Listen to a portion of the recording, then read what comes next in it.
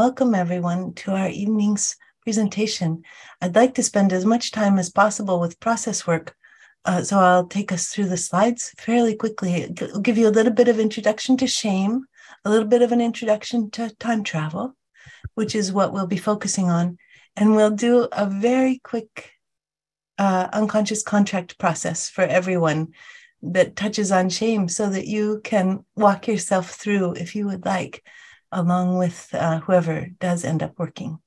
Just for your information, I won't have the chat on at all this evening, and so Jaya will be in charge of letting me know if there are questions and so on.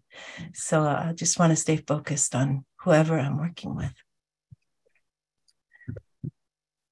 So our presentation this evening is the annual free webinar that I do to talk about, like, what kind of process work have I been doing this year? What have I been discovering in the investigation of the way in which language and relationship heal trauma?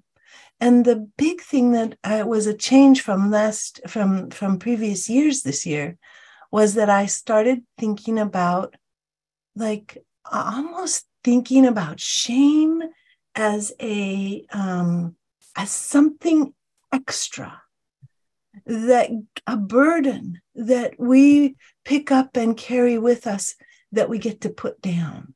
So this is the kind of exploration that I'm so interested in this evening. And in order to really get a sense of this, we need to have a definition of shame. What is shame? Shame is the sense that there's something wrong with us. It's the emotional cue that we don't belong to the people who matter to us. It makes our bodies collapse. It makes it hard to meet other people's eyes. And we can feel a little sick when we experience feeling shame. When do we start to be able to feel shame? We feel it very early without any story attached to it as an infant, when we are turned away from or not responded to. You can see an infant's face fall when they're reaching for something or reaching for someone and that person doesn't come toward them or turn toward them. You can see the hit that a baby takes, but the baby has not yet started to create the narrative that comes with identity that begins to be the dominant shame narrative that many of us then start to live with on a daily basis. As a toddler, as our sense of identity develops, our sense of not being as good as others also develops. As I was thinking about shame, since the time that I made the slides, I came to even a more detailed definition. Shame is the frozen shock of alarmed aloneness, combined with the sense that whatever's happening is happening because we are wrong or bad. It can last seconds or decades. We can be left by others, or we can leave ourselves. Both experiences of leaving can leave a residue of shame.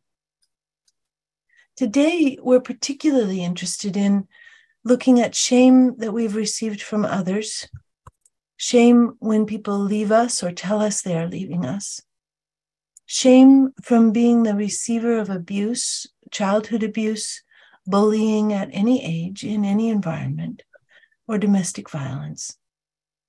Shame when we receive contempt or ridicule for someone with more personal, social, economic, or structural power, or in public when we feel that we can't respond. So, who has more structural or social power than we have? Who might have given us this gift, in quotation marks, of shame, this residue, this burden that we end up carrying? Parents, older siblings and other relatives, teachers, professors, religious leaders, gurus, bosses, managers, producers, directors, social workers, therapists, police, judges, doctors, veterinarians, editors, someone we are financially dependent on, people who are wealthier than we are or who have higher social location. That would mean that they maybe know more power holders personally and have that kind of influence. People who are popular or who have been in a system longer than we have been. So that might be, if we marry into a family, that might be the sibling. So we have a husband or a wife or a spouse, and our spouse's sibling might have gotten married before we got married.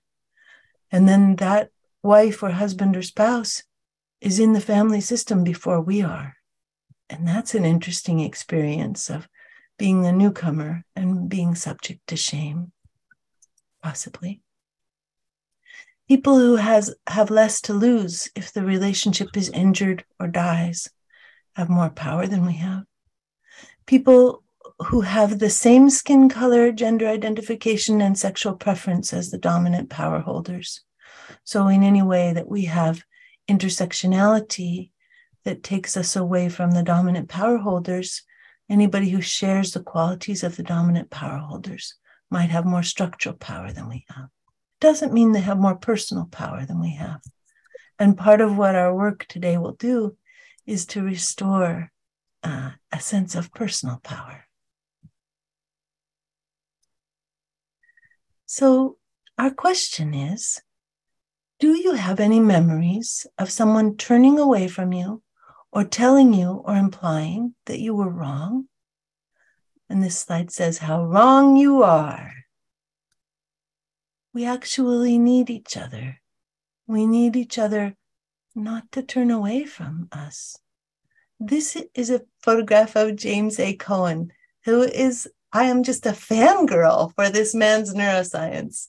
He does amazing neuroscience, and we actually, finally, Jaya, through much persistence, got him to answer an email, and we've been working on it for 3 years, and he has decided to come and speak for us at our summit in March. So we have a save the date for the summit dates in March that Jaya will put into the chat for you. The free summit where we bring neuroscientists to talk about these issues that are so important to us for the healing of emotional trauma. So James A. Cohen's work shows us that when we measure people's vital signs on their own, their vital signs are subnormal. People's vital signs only become normalized and stabilized to what they actually are when we measure people's vital signs when they're in relationship. So if they bring their best friend with them when they get measured, then their measurements are accurate. When we measure people all alone, which we do all the time, everybody's measurements are below what their actual normal level is when they have accompaniment. We are social beings. When we are separated from a warm community, even if you're sitting there going, what warm community? I have never had warm community. This is not good for us. We don't do well if we're separated from warm community, even if we've never had it. We don't truly know who we are until we have experienced ourselves being held with warmth. Now, we can do a lot of work and begin to hold ourselves with warmth and begin to experience who we really are if we're in a situation where we're isolated or where our early experiences with humans have been so traumatizing that we don't want other humans to hold us. And this is part of James A. Cohen's work too. You know, he says the relationship matters. It matters who the other person is. If it's a person who's betrayed us, then they're not going to be a comfort to us. He's very sensible. So we can, if we've never had the warm connection, warm community, warm relationship, we can still learn to hold ourselves this way. It's a little more labor intensive, but it's doable. It's the focus of my books. So fortunately and happily, it's never too late to hold ourselves with warmth. We can be 90 years old and stumbling across this webinar for the first time, and it will be a lovely experience that will change our brains. We can bring accompaniment to any past memory that we feel in our bodies. And the more life we feel in our bodies when we think of a memory, the more available it is for trauma healing. And shame memories, at least for me, tend to be particularly alive. Like I can really, I think of them, I just feel like the sickness going through my jaw and the turning a little bit green and the heaviness as soon as I conjure one of my shame memories. But as I work with them, they become less intense. Any memory with charge is not in the past. William Faulkner knew this. He wrote, "The past is never dead. It's not even past." If we tap into a memory and we have an unpleasant body sensation, we've probably had to deal with the memory on our own or without enough resonance. So here's a slide that shows some of the ways that many people interpret their body sensations as connected to emotions. This is especially true with shame. Shame memories are frozen moments of alarmed aloneness. And warmth and precise understanding, resonance, thaw these moments out. When something shaming happens, the amygdala, which is this little pink dot in the middle of this person's brain here, the ruler of implicit memory, is filled with the shame moment. The amygdala shuts down its coprocessor, the hippocampus, which carries our time sense, because the amygdala is supposed to do this when we're in danger. It's supposed to shut down our time sense, and it's supposed to shut down our contextualizer. It's supposed to shut down the brain's librarian. When we're in danger, we don't need all that information. But the problem with not needing all that information is that there's no way to store the memory properly. So particularly with shame memories that are so alive in our bodies, it's an interesting healing opportunity to do enough resonance and holding of the shame memory that the hippocampus begins to make sense of it. Because some of the hard-held, committed beliefs that we have about ourselves being wrong get in the way of contextualizing. So let me say that again in different words. We can be so committed to believing that we're wrong and bad that our brain can't make sense of the memory. So this is the work that we're involved in and doing. On its own, the amygdala has no sense of chronological time. It can't process the memory. It can't turn it into life experience. The memory gets stuck in the amygdala, just like Winnie the Pooh got stuck as he was trying to get out of the place where he stole the honey. I don't know if you remember this story, but he stole the honey and he ate so much honey that he couldn't get out the hole that he came through. And then we can't move the memory through to the rest of the brain. So our shame memories are a little like Winnie the Pooh, stuck, unable to get out. He stole the honey from rabbit. So that's what an intrusive memory is. It's a memory that's stuck. And our bodies keep experiencing intrusive memories and shame memories as if they were happening in real time. This is a process that we'll be doing together, the time travel process. It's kind of a hero's journey that we do together to go back into time and to be warmly resonant and understanding with our past self. A lot of times people want to go into the past self and tell our past self things. Like I want to time travel and tell 7-year-old Sarah, don't worry about this. You grow up and everything's okay. But that's not resonance. Resonance requires dialogue. So you'll see this in our work that we'll do in the process work. You'll see that there's a dialogue between, in this case, me and the little part of the shamed self that we'll be working with.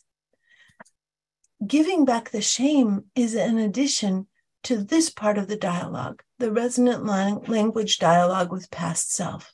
So right about in here, you'll see us do the shame, the wondering of what to do with the shame.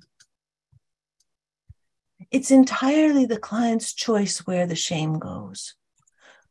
It can go back to the person who was shaming us. Sometimes that's very important and very satisfying.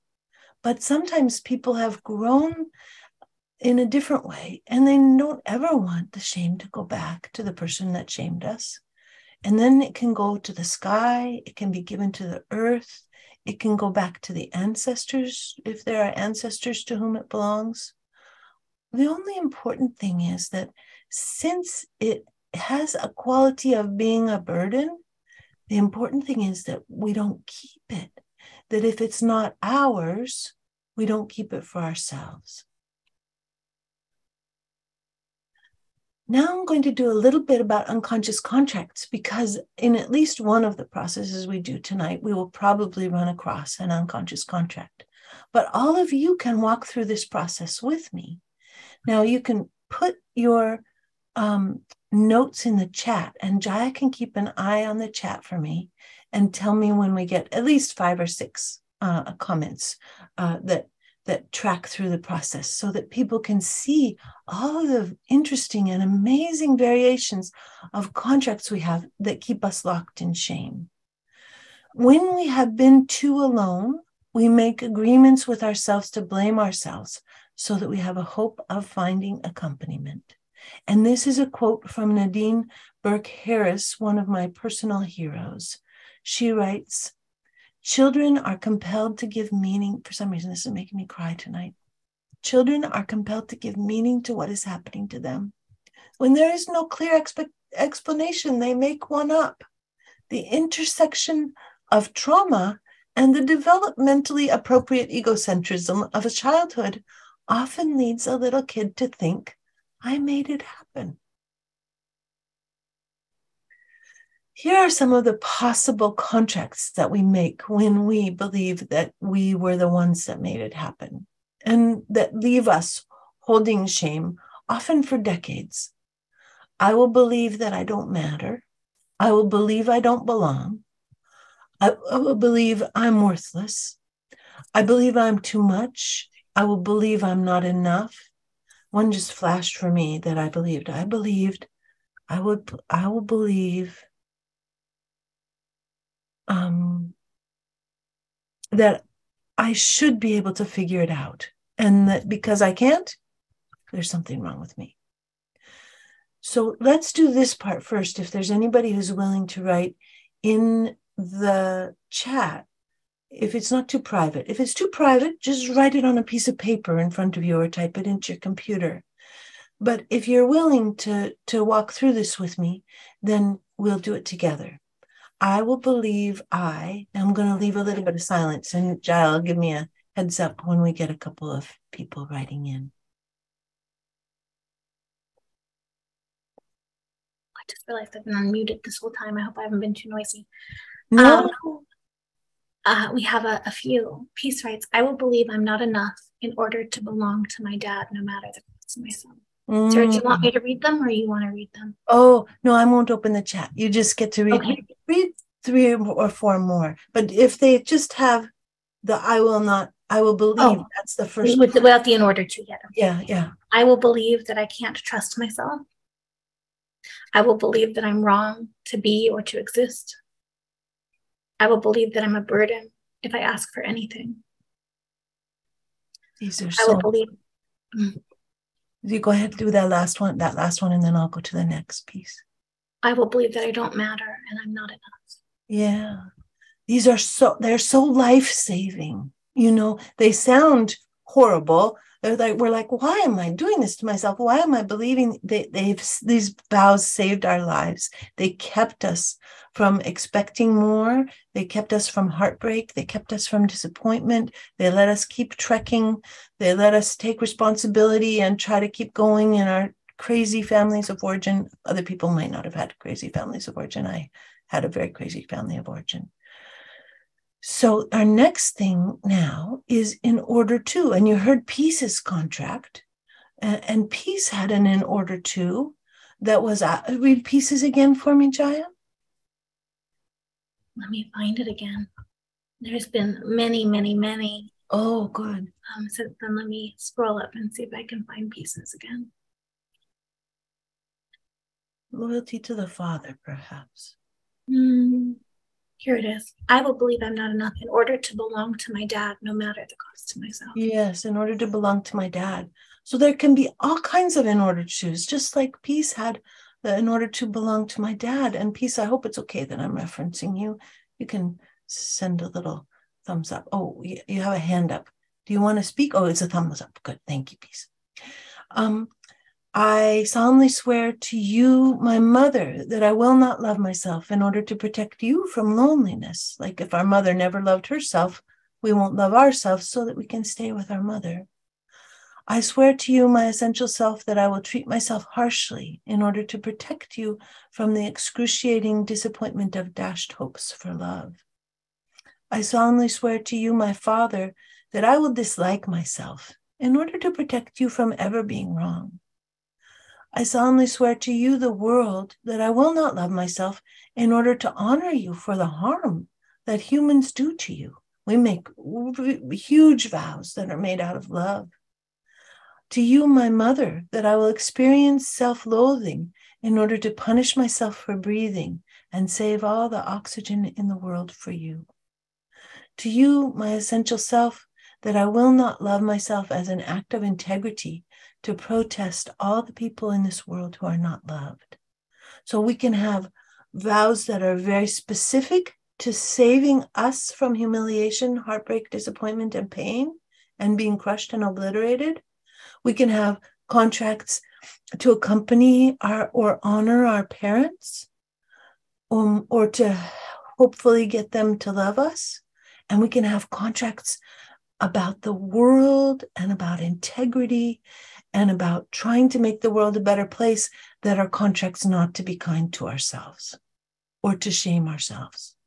So there are a number of different ways that this can go. So now I invite people to put their in order to's into the chat. And the way you find your in order to is you say aloud to yourself. Everybody's on mute, so you'll be able to say aloud to yourself, I will believe that I, blah, blah, blah, am not enough. And then you say, in order to, with a full expectation that your body will give you an answer. And then you see what words come. And Jaya, let me know when we have 5 or 6 and you can read them aloud for us. Sure. In order to protect the world from the pain, in order to belong, in order to live up to my mom's expectations, in order to continue to believe my parents were normal. Very important. In order to make sense of my feelings. Yes. Would you like some more? 2 more. In order to fit in and be accepted. In order to confirm my 2 sets of parents' decision to give me away. Yes. And want to give me back. Yes. In order to live and to breathe. Yes. Many, many more. These are so important. You may not know that your own is important, but as you look at everybody else's, you might be going, oh, no wonder we do this as little humans. No wonder in our totally developmentally appropriate egocentrism, as Nadine Burke said, no wonder we blame ourselves. No wonder we try to make sense of the world by blaming ourselves. So now the next thing you get to do, if you've been following along with this, is to put in the chat and read aloud the words, no matter the cost to myself, as you saw in the model that peace did in the very beginning, no matter the cost to myself. And let's just tell me when at least 4 people have put in, no matter the cost to myself. They're rolling in. Excellent. Excellent. You could also put no matter the cost to myself or the people I love, because sometimes it doesn't matter what the cost is to ourselves. But when we realize that the contracts we're making are impacting our children or our siblings or our loved ones, our lovers, our friends. So now the next question is a question to each of you. Do you still need the contract? The contract was life-saving when you were a child. Is it still life-saving? Is it still essential? Do you still want to keep it? And if you don't still need it, you get to release it and give yourself a blessing. So for those of you who are going, oh, I guess I don't need this contract anymore, then you get to say to yourself, I release myself from this contract and I revoke this vow. And instead, I give myself the blessing to, and now just write your blessing into the chat and we'll let Jaya read several of the blessings, 4 or 5 of them. And your blessing is important. It needs to be doable, but it also needs to kind of be a contradiction to what your original contract was. So my original contract, the one I caught a glimpse of, was to believe that I should be able to figure it out. So I will believe that I should be able to figure things out in order to have a hope of belonging, no matter the cost to myself. And I release this contract and I revoke this vow, and instead I give myself the blessing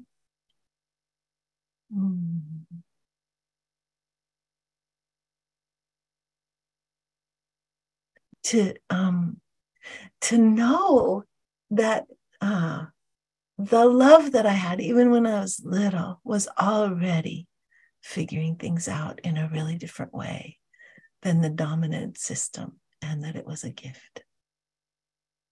And I feel something in my body when I do the blessing. I feel like a kind of a relaxation that curls out and opens like a flower out of my heart. So sometimes when we do these contract releases, we actually feel our bodies change. And so let's see if there are any blessings. Jaya? There are some blessings. Caroline writes, I give myself the blessing to be my full radiant self. To play with capital letters. To feel, Barbara writes, feel my worthiness. Holly, blessings to feel worthy. To be perfectly imperfect. To love freely and without fear of losing love. To treat myself as a treasured being. To thrive. They're just so beautiful. There's so many really, really beautiful ones. Oh, this makes me happy. And Sarah, can you say some words? If someone wrote, I don't like the contract, but I'm too terrified to let it go. Oh, that's very important. Then we get to be, sometimes it takes us years to release a contract. Sometimes it takes us 3 years before we start to go, oh, maybe I don't need this anymore. So we get to be very, very gentle with ourselves and very much acknowledging the powerful protection that this contract has given us, almost like a person would carry an amulet or a little sort of object that they felt was a magical object. And I have a little mouse here. So there's a little mouse, and the mouse is like the contract. And I carry the mouse with me in the contract, and the mouse has the contract in its little thing, and it's like it's going in front of me, and it's saying, I will just believe that Sarah's not enough. I'll just believe that Sarah, and it's a protection, a very important protection. And as we begin to, really appreciate the protective quality of it, we start to see that it's actually not true. It's trauma. It's not true. It's trauma. And as we validate and care for and do time travels for and be in a responsive and warm relationship with our trauma, then things really begin to change in the brain. And we become less convinced that we're in the same situation now as we were when we were tiny. Sometimes people are living in very difficult present time situations, and it's not safe to release the contract even now. And then we just need tons of love and support and care in whatever way we can find it to be able to keep going, even though life is very hard. I want to acknowledge this can be very hard. Anything else right there, Jaya? How did I do? Maybe that person can let you know. The person did release and said, I give myself the blessing to know I am good. Oh, what a beautiful There's also some really beautiful other ones about taking up space in the world and shining. What a lovely thing. To resonate instead of finding fault. They're really beautiful. That's marvelous. Okay, well, I think that we could move to doing the process work for somebody, and we'll probably have time to do something for 2 people tonight. I'm expecting to, I don't know what we advertised the timing to be, probably, did we advertise 2 hours or did we advertise an hour and a half? It's an hour and a half to 2 hours. Okay, good. So we'll probably there were a couple questions that came in. Would it be okay to just ask those? Yeah. Might support people. Why do we have the phrases, I will believe or I will not believe? Why do we add will to the phrase? Oh, because it kind of points towards the sense of agency. It's like one of the things that a contract does is what the man who's the author of Coherence Therapy, Bruce Eckert, I think, what he says is that there's a pivot into agency. There's a realization that we're doing it to ourselves. That's really important. Now, that pivot into agency does not happen if our sense of our own will has been obliterated by trauma. And this can be particularly true with physical abuse. Harsh, continual physical abuse obliterates people's sense of agency. So if you know that happened to you and you're feeling bewildered by the contract process, it can be other kinds of harsh and punitive treatment as well. But if you know you received harsh and punitive treatment and you are like going, I do not understand this, there's a very good reason that you don't understand it. It's because your agency got squashed. And so our work then in that case is to do the time travels to the little one. And acknowledge that agency was squashed, and to see what happens when we speak the truth and we really listen to our younger selves and acknowledge what they lived through. Okay, was that the second question or the first question? That was the first question. Okay. And then the other question, and there might be more that will come through. Maybe there'll be time at the end. Questions possibly at the end. Paulina wrote earlier, why do these contracts give us hope of finding accompaniment? Because if we could just figure it out, so to go back to my contract, it was just like, if I could just figure it out, then I would be liked, and I would have friends, and I would be able to go to the parties with the popular kids, and I would be able, if I could just figure it out. It's just me. It's just that I'm a problem. That's why I don't get invited to the birthday parties, or that's why I don't. So if I can just believe it's me, then I could change it, and then I would be able to have a sweet life with others. And James, right? I do see one chat. James, right? It gives us power. It's true. Yeah. And then just while I run the lottery, there is one more question here. Can we travel into the past and scan from before our birth till now for various contracts? Oh, yes, of course. We betrayed ourselves. Yes. And someone might even have asked about past lives. Whatever we can imagine, we can travel to. Whatever we can imagine, we can do time travel to. So we can travel to to ourselves in the womb, and that can be incredibly powerful work. We can travel to the time of conception. That can be so powerful. To before conception can be very powerful. To past lives can be very powerful. It does not matter. Everything that we play with in this context grows neurons in the place where we need them, which is between the prefrontal cortex and the amygdala. So we get to do it all. We are not limited in any way. And then there's some comments about multi-generational lines in the past and in the future. Yes. What a blessing. I'm filled with hope. Yes. Rena writes that. Oh, good. So I just ran the lottery. Would you like to work with somebody now, Sarah? I would like to work with somebody. I just want to just say a couple words about as Sarah's doing work with somebody, please keep the chat open and quiet unless you're sharing how you're personally moved. So if it's, you can share a need met or a gift received as someone speaks. Otherwise, we'll keep the chat quiet so that Sarah can hold space and all of us can hold space for whoever she works with. Thank you. And there will be silences. And the silences don't mean that I'm lost or in trouble or that I need help. The silences mean that I'm finding a way to come closer to the person who is working. And I need the silences to be able to find my way. Okay. Magdalena, are you still open to working with Sarah and being recorded? I'll spotlight you and you can let me know. Is this okay? Hello, yes. Magdalena. Tell me, what can we do for you? What is the shame piece that we're working with? I guess I have, it's like really hard to kind of like see myself and take care of my needs. Oh. And it's like usually what happens is that I just put everybody's needs, or like if somebody has needs, I would just like drop myself almost every time. Do you have a sense that shame is involved in dropping yourself? It doesn't have to be. Yeah, I would think so.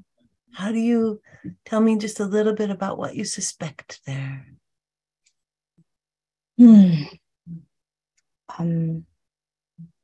Even talking about it kind of feels shameful. So I just feel like my belly is very tense. And so I guess I just feel like having needs is a shame. Like I should just be serving. Right. You should just be serving.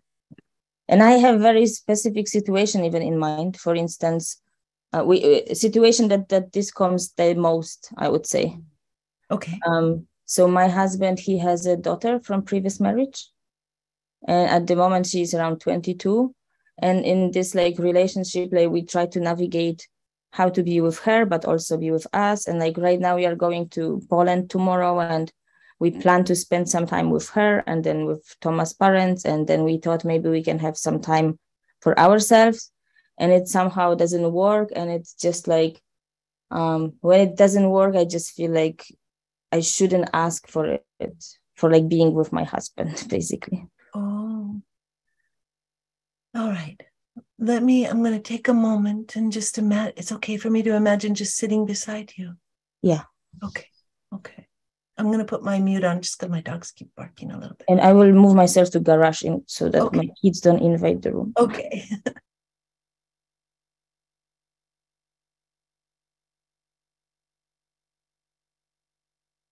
And I'm just imagining myself sitting with or walking with Magdalena as she moves.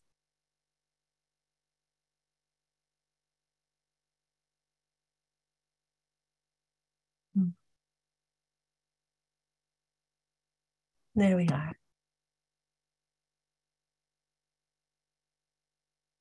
So Magdalena, what I'd love to work with is your felt sense of self. And you'll have to come off mute again now that you've moved. Yeah, I am. Oh, good. is your felt sense of self. So when you just kind of close your eyes and feel yourself, how old do you feel?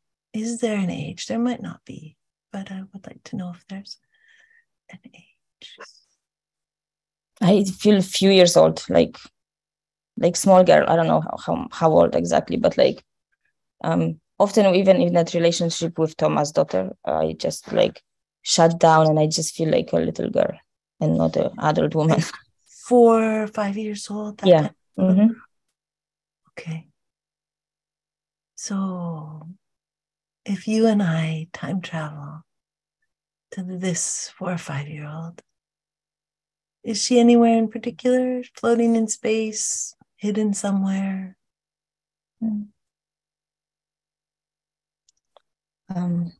She's in her home, I would say. Is there anyone else there, or is she alone? There are 3 of her brothers and parents. Okay, so we'll just put them all in floating golden bubbles and let them bob against the ceiling. And what's it like for her that we've come specifically to be with her? Weird. Does she need acknowledgement that she's unused to being the focus? Yeah. Yeah. Is it worrisome in any way, or is it kind of tentatively okay? I think it's surprising, and I wonder if she's surprised that we know that she's there. Yeah.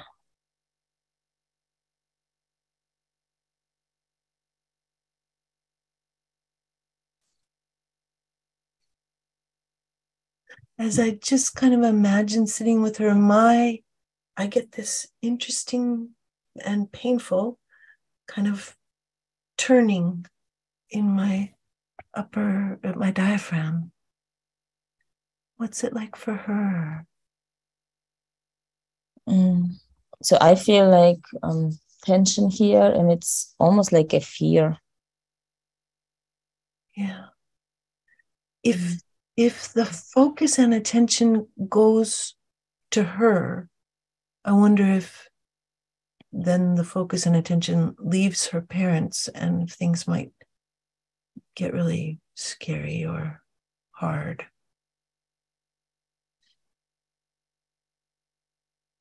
Yeah.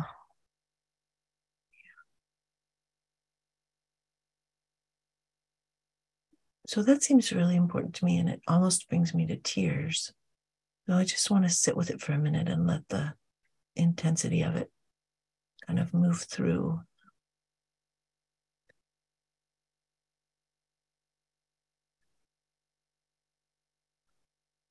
And I guess I want to ask her, are you so careful to make sure that everybody's okay? Yeah. Do you put all your attention on other people in order to make sure that everything works as well as humanly possible?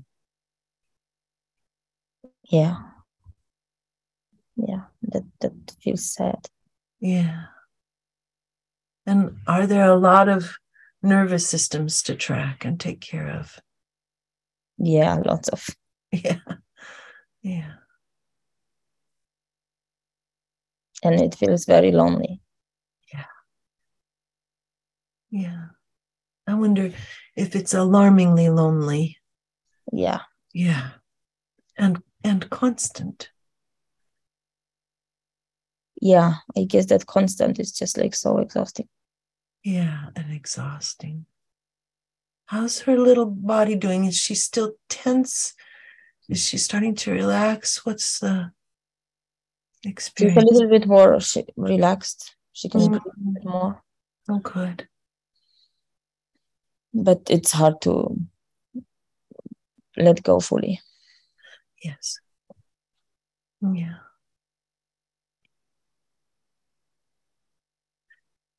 I wonder if she has even a contract to be attentive. Like, I will make sure to watch everyone all the time. Yeah. I'm going to just write it down because the words might be important. Mm-hmm. I will make sure to watch everyone all the time in order to, somebody just came in. In order to,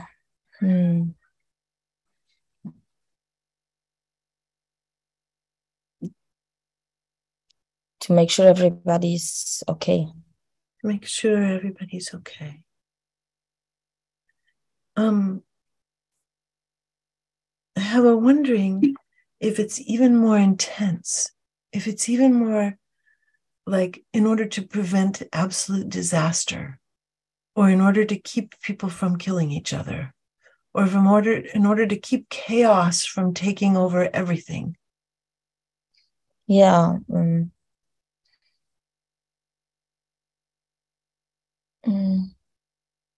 It's I think it's the most related to my mom in order to kind of like make her feel happy. In order to make her feel happy. But it's somehow like to make her feel happy, I've kind of like took responsibility for everybody, like for my brothers and my dad and her. I will make it so it's not just I will make sure to watch everyone all the time.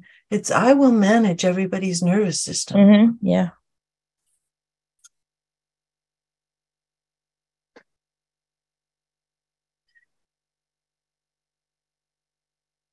Those might not be her words because she probably doesn't know the word for nervous system, but probably it's I will make everybody okay.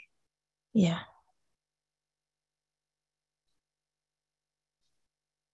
I will make everybody okay so that my mom is happy. Yeah. And is there a so that, or is that the end point? Is it I'll make her happy so that, or is it just I'll make her happy? Whoosh. I guess there was just a hope that if she's happy that she will see me. Yes, that would be nice, wouldn't it?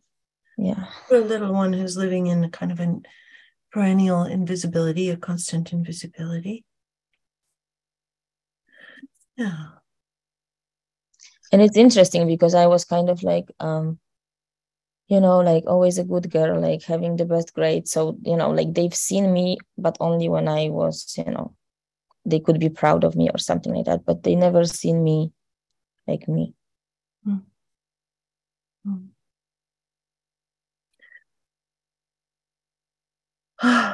What's it like for this little one that we understand what she's working with here? It feels relieving. Good. It's not so weird anymore. She's starting to get used to us. Yeah. Does she know who we are? Does she know who you are? Does she know that I'm your friend? Mm-hmm. Yeah. She does. Okay. Is she a little one who likes touch? Would she like us to be sitting close enough that she can feel her body heat, or does she like a little distance? Hard to say. Okay. We won't ask yet because she might not know yet. She might still be, we haven't released the contract. She might not know what she likes. Yeah. She might be still focused outwardly. Okay. So I'm going to read this contract back to you and you see if you want to change any words yet. Mm-hmm. I will manage, 4 or 5-year-old Magdalena, solemnly swear to my essential self that I will make everybody okay so that my mom is happy and so that she'll see me. Yeah. No matter the cost to myself. Yeah. I will make everybody okay and I will not exist myself. Yeah, I think that's the Yeah.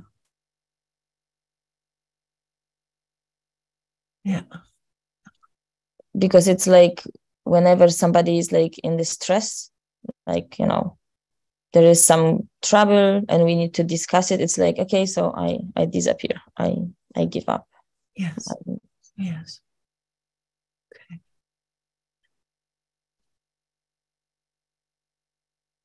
Do you want to say it aloud as the 5-year-old?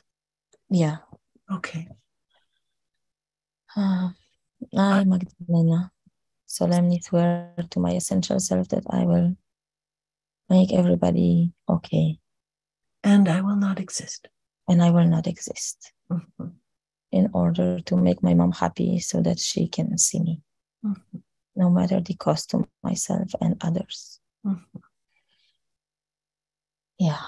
Mm-hmm. How does your essential self like this vow that the 5-year-old made? Oh, it doesn't. Okay. It's not a vow. Okay. It's so exhausting. It is exciting. So would you tell the 5-year-old, 5-year-old Magdalena, I release you from this vow. Yeah. Essential self of Magdalena, I release you from this vow and I revoke this contract. And instead, I give you my blessing to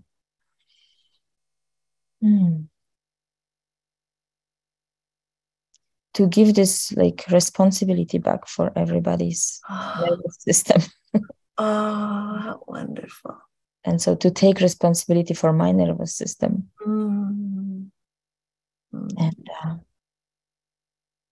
And to use tracking when it's necessary. And like with my children, I need to track them a little bit. Or if I have clients, I need to track them, but not a woman in the shop. No. And also just to give myself permission to express my needs, like to first of all to have them, like discover what are my needs, and then to express them even if it causes discomfort. So this is so beautiful because we've named this shame as responsibility, which makes so much sense because for a little one it's too much, and so she can't do it. So the responsibility becomes the shame. So you said, I want to give the responsibility back. So just imagine that the little one is holding that responsibility in her hands. It's quite heavy. And where does it go? Where does it need to go?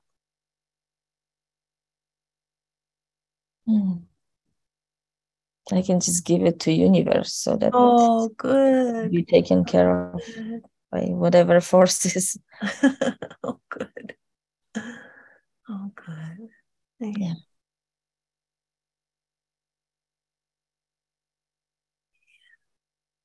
How does the little one do? How does her body do? She's relaxed and light.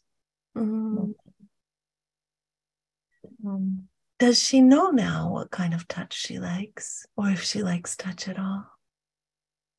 Yeah, she likes hugs, gentle hugs. Would she like to receive a gentle hug from you? Yeah. And I guess there is also a little bit of sadness that, like I had this contract my whole life and didn't make my mom happy enough. And she is now gone. So it's like, maybe that's a part of the blessing too, to know that your mother has gone and that you don't need to try to get her to see you anymore because she's gone now. Yeah. And would there be something like, and to let yourself notice when the people around you are seeing you? Yeah, that brings tears to my eyes. Because I noticed, like, even if I don't know, I am seen, like if my husband comes with some gratitude, I'm like, whatever. Like I can't receive it really. Yeah, that feels sweet.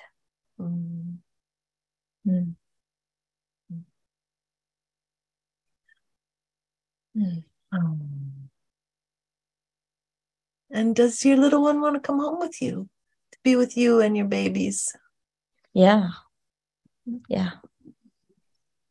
So then just bringing her with you, stepping through time and space to present time. Yeah, that was sweet.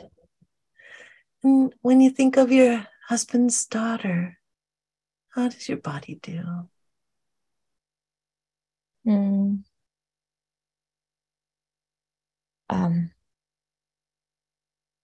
I don't know yet, but it feels more hopeful somehow. Oh, good. And more like I can exist, no matter how the plans come out. But like I can at least, mention what I need. Oh, good. Well, thank you so much. Is this an okay place then to pause for today? Okay. And people have been putting needs met and gifts received into the chat already. And we'll just get Jaya to read, read 7 or 8 of them, Jaya, and then Magdalena can read the others. Or Patrice writes, need met for hearing the shared experience of tracking everyone around me, including the woman in the shop, as if my responsibility. Rose writes, need met for seeing you.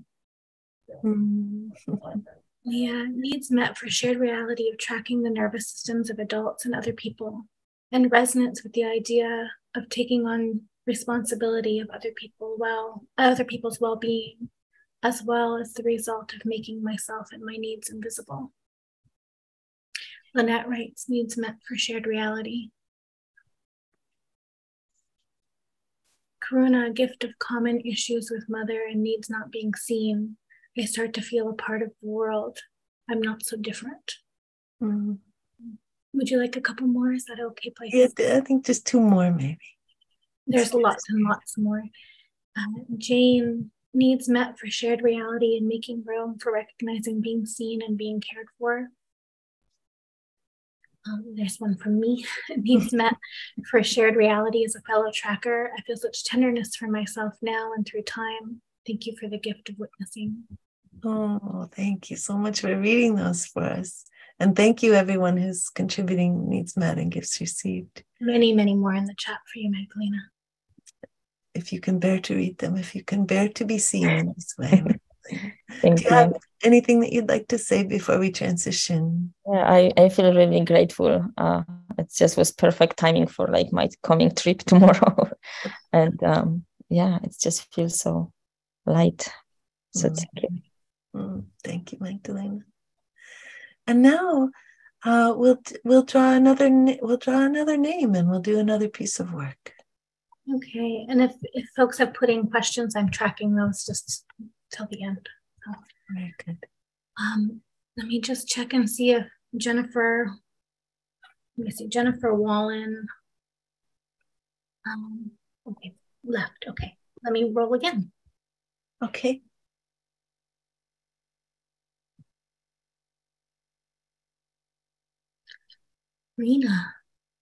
Mina. Willing to be recorded and do some work with Sarah? Yes. Wonderful. And are you willing to be on camera for it as well? Yeah. Okay. Yes. Okay. And hello. Can I? Mm-hmm. Hello. Hi. I'm just taking a moment to gather myself. Yes.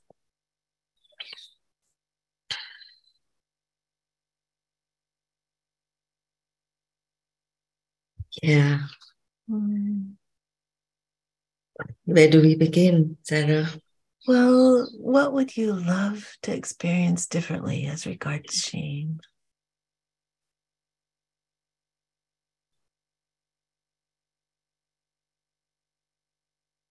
I would love to be released from shame, and also experience it living in me as compassion for myself and my ex-husband, and release my children through that from the residue of shame of a failed marriage. Oh, yes. Oh. Yeah.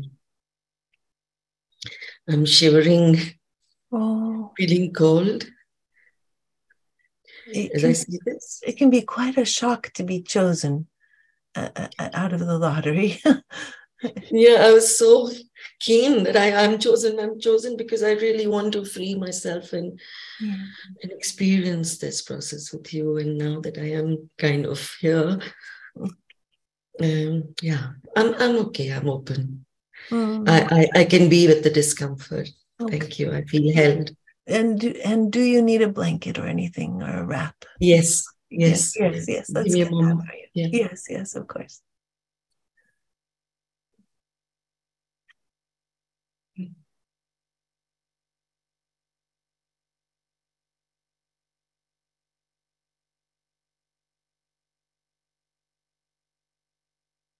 Thank you. Oh, that looks cozy. Yeah. So, you didn't have so much shame before your marriage failed. I was very confident that, he was my first love and we both kind of loved each other. So I felt this was it, Yeah. And for life. Yeah. Yeah. So no shame, lots of hope and excitement. What was the worst moment of the marriage failure? The worst moment was when I realized that we were happy with friend circle and our own friends from the opposite sex. So in that way, there was trust. But the worst moment was when I realized that he had slipped in the sense of, had an affair with somebody much younger to me. Oh. And there was blame that, look at you, you're so heavy and boring, and obviously I need to have fun. And yes, even just hearing this, I can feel the flush of shame over my face. Yeah.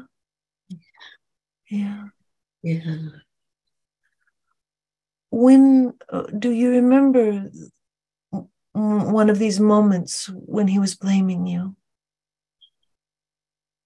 Do you remember where you were? Could we time travel to you when you were receiving this? Yes, I was in the main kind of a family space in our beautiful home with, 3 daughters. And two of them were like, two of them were very little. But I think this was before the third child was born. So it continued. But the first moments were when my second daughter was around a year or so. So is she in the room with you? She is in the room with me, and my elder one is also in the room. Oh. And I'm a little nervous around, I feel my little one cannot understand because she's sleeping or just, she's little and she's in my lap. But the older one is around, though she seems busy. She's around and she might be listening. So we want to put them all into I'm cold too. Just going to put my wrap on. We want to put all of your family into golden floating bubbles. We'll put your husband, your ex-husband now, into a golden floating bubble, and he's bobbing on the ceiling, and the little girls into golden floating bubbles where they're completely cared for, and Rina does not have to worry about them. Is that okay that we do this? Yes. Okay. And I'm noticing it's harder for me to put my eldest into that floating bubble. Oh, do you know why? Yeah, because I feel she needs me. She's my first priority. Shall we put Arena into the bubble with her? Yeah, because she's 7 years old, and I think I don't want her to be lonely and scared. No, so we'll put a mommy Rina into the bubble Yes, with her. Yeah. that would help. That would help. Yes. Yeah.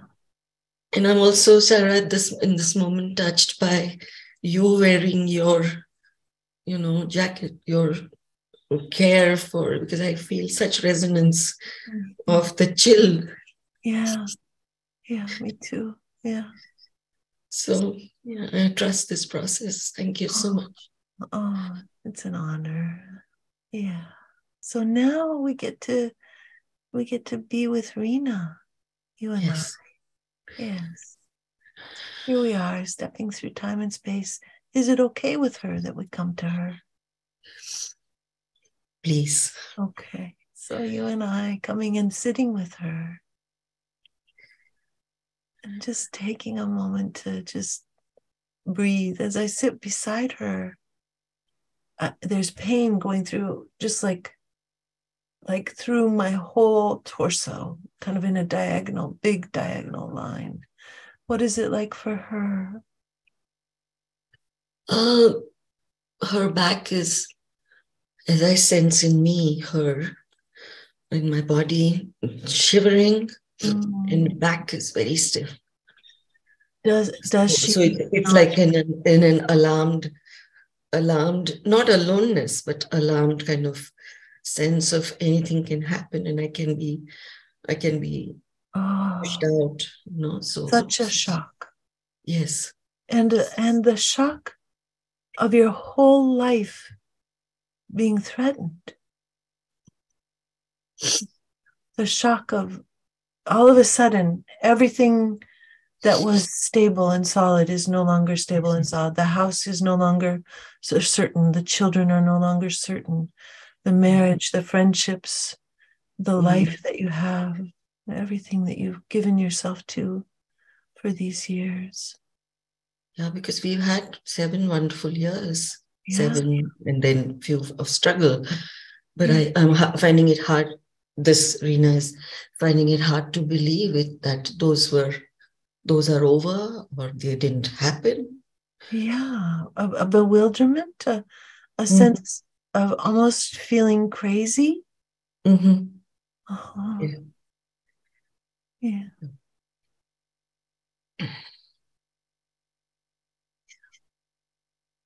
And naming it helps, Sarah. Oh, good. I can sense in my body some warmth. Oh, they're very good. The line of pain is melting a little bit, but there's still a lot of tension in my back. Yeah. I wonder if there's a need to acknowledge how much responsibility she feels, how much she loves her babies, how devoted she is to them, how worried she is for the impact of this on them. Yes. Yeah. How she's longing for the ease and joy of having both parents in the same room, nurturing and celebrating life with them, celebrating them. Yeah, that she loved this man as a husband, but she also loved him as a father. Yes. Yeah, for her babies. And one of us doesn't need to leave for the other to be comfortable. Yeah. Yeah. So wanting that ease and togetherness. Yes. An intact family. Yes. A whole family. Yes. And me taking responsibility for that, blaming me for being boring, and not so much fun. Yeah, now I feel like we're starting to move into acknowledgement of the impact of the words. Okay. Yeah, does it feel like that to you, that we're starting to remember those words that he said that were like knives in the belly? Yes, I think I do find myself more with me and the words, and also partly with him. The children are like now, taking care of them. Taken care of, yes. Yeah. Do you need acknowledgement that you were best friends? And so where is this coming from? Like, it's coming from the clear blue sky. It's like a bolt of lightning out when there's no storm in sight. Yeah, very much. We would laugh so much, and we've been friends. We've worked on our dreams together. We built a life together. It's been 10 years now, 7 of marriage and 3 before. Yeah. Oh.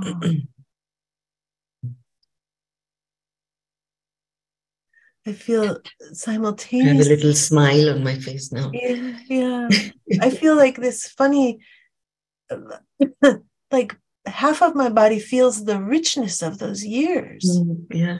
And half of my body is like frozen in shock and maybe horror. A little like that for our Rina. Sadness now. Sadness. Yeah, there's some thawing, as I saw in earlier. Sadness. Yeah. Yeah. Grief. And grief. Yeah.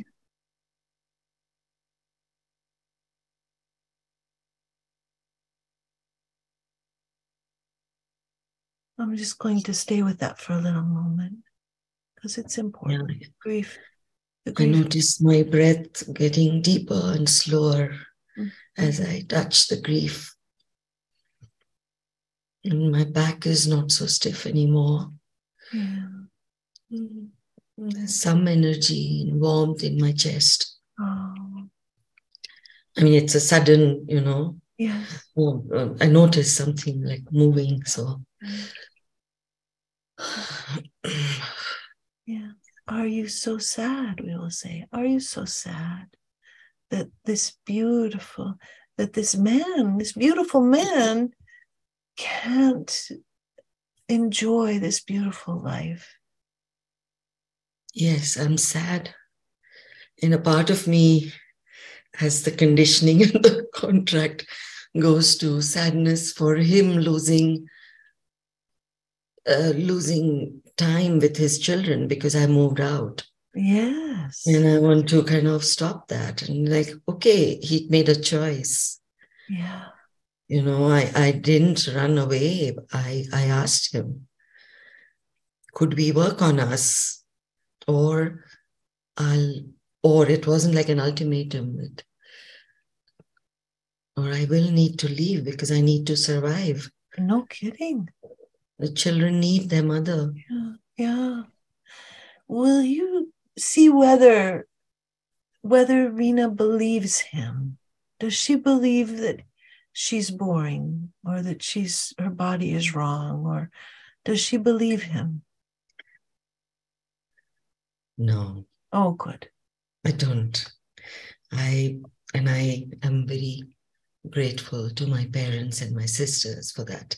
Oh, very good. Yes. Very good. There are lovely memories from earlier times, being received with such fun and not appreciation, but just joy of me being with my siblings and my parents, my father. Let me just check. When we started out, there was a part of you that believed those words.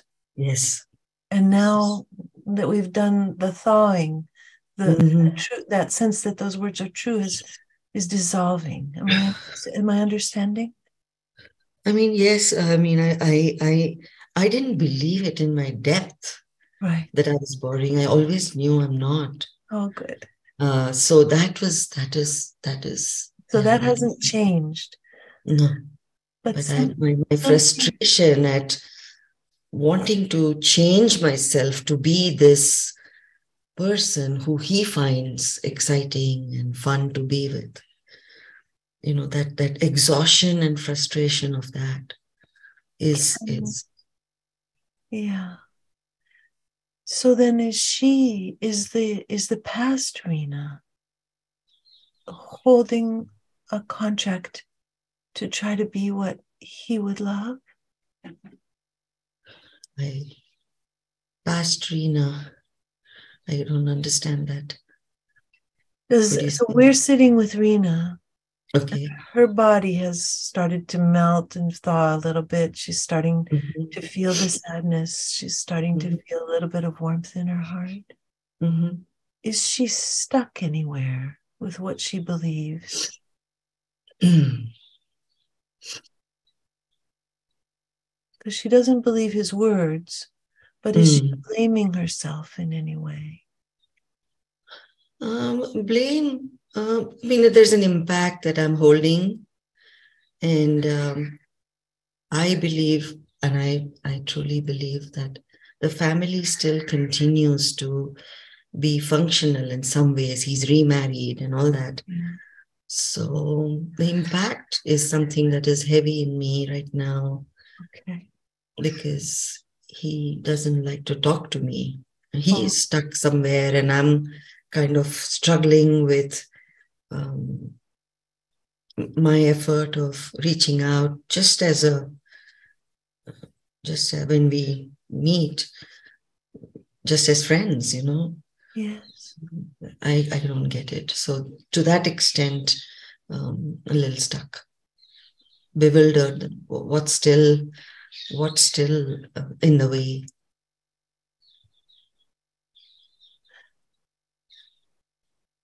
So now just see if the shame points us to anything. See if there's still shame. We may have thawed the shame, but if there is any shame, what does it point us toward? Or if you don't find it at all, just let me know.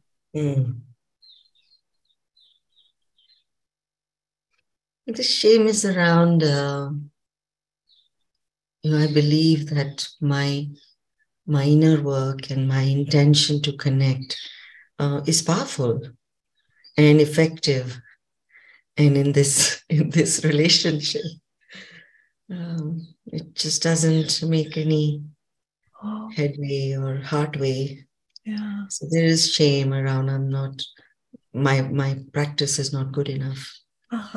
So then we'll say that. We'll see if there's a contract for that. I, Rina, solemnly swear that I will believe that my practice is not good enough. Till I see some result, observation. Yeah. And I will believe this in order to continue to make effort, continue to hope. Because we are family for life. I mean, that doesn't change when there are children. Yeah. Even if they are 37, 31, and 30 years old now. Yeah. Because when they get married, then the whole family scene is very active. And then I would love some release of pain. Well, let's see now. Let's ask your essential self. The last part of this vow is no matter the cost to myself. I, Rina, solemnly swear that I will believe that my practice is not good enough in order to continue to try. Yes. In order to have hope. Yes. No matter the cost to myself or my children.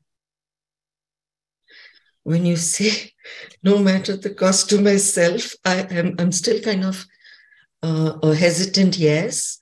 But when you say cost to my children, I'm like, no. All of a sudden, you can see that there's a cost. No more. Yes, very good. No more. Please cost to my children. Wonderful. Please say, Rina, I release you from this vow. Rina, I release you from this vow to believe that it's you. You can keep trying. You just don't have to believe it's something wrong with your practice. Yeah. Yes. I release you from this vow that that my practice has to manifest like being attached to the outcome of connection and peace and friendship. Mm-hmm. And Irina, I give a blessing to you, that the blessing of the power of your practice. That's beautiful. And trusting in the universe, supporting kindness and care. How beautiful. Yeah. Beautiful. And to know that there's a little bit here of like, and to bow to your husband's feet, to let him be. Could you say that again? And to bow to your husband's fate. I'm sorry. Fate. Yes, to FATE. Yeah. I was so much in my own self, and like the self and the me in sitting side by side with you, that for a moment I forgot my husband. Oh, that's very good. Yes. And I'm like, I still say my husband, Oh, yes. It's sweet now. Yeah. And I feel like a widow, not a divorcee. Yeah, I can imagine. Because the man that you loved somehow disappeared. Yeah. So yes, I what was that again? That I leave my husband to his fate, or yes, I bow. Yeah, to bow. I bow. Yeah. That he made a choice, and he has the capacity to, or he will grow as he lives the choice out for himself. And even that you can like him, even though he's going his own way and he doesn't know how to respond. Oh, yes, I like him. Yes. That you don't have to change anything, except you don't have to believe any longer that your practice is not good enough. Oh, that's such a relief, Sarah. Oh. I don't have to believe that my practice is not good enough. Mm-mm. And of course, I can make mistakes and redo things, but my practice, it's in itself is life force. Yes. It's your devotion. It's your it's a connection. My purpose, my devotion, my hope to bring peace for myself and others. Mm-hmm. And also to stop to convert this shame into compassion, because I see my girl struggling with him.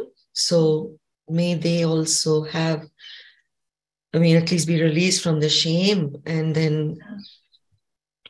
And one of the nice things is that when our mother's body is released from shame, it invites our bodies to being released also, because we follow our mother's nervous systems and follow her brain so closely. Yeah.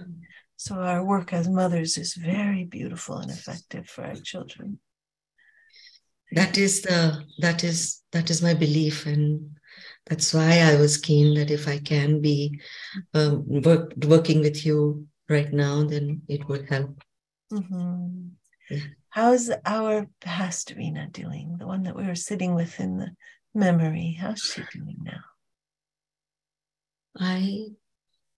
She is looking out of the window from that same family space, at wondering and looking out at what might be awaiting her in the world, and how she can expand her family out of this constraint.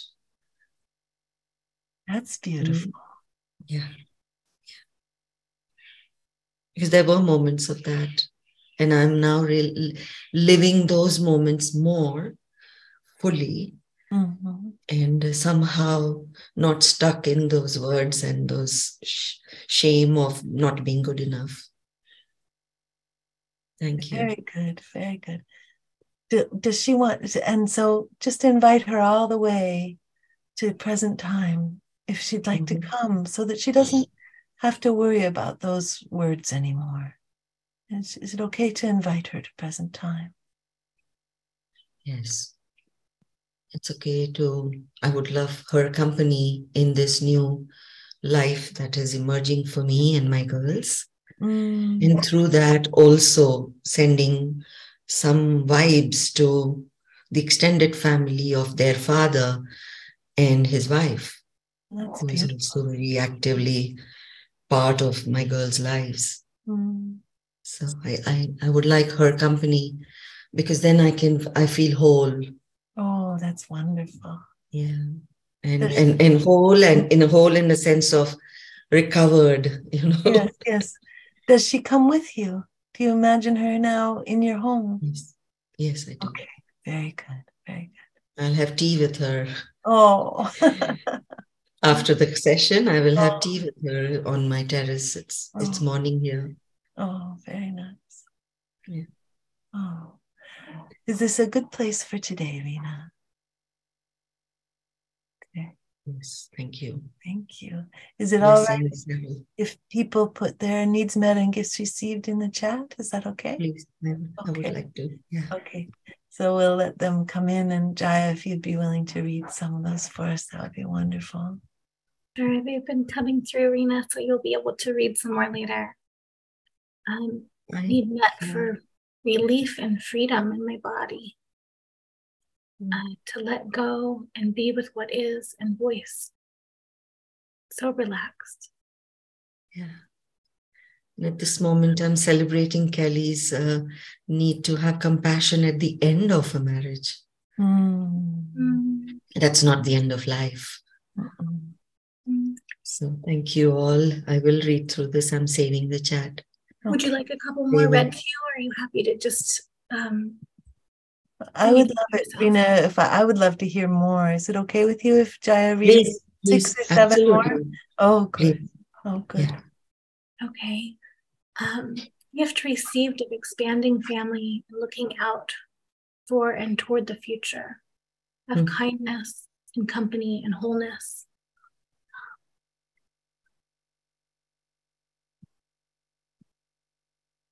Gift received of sweetness and tender care, beauty, needs met for compassion at the end of a marriage, which we already caught.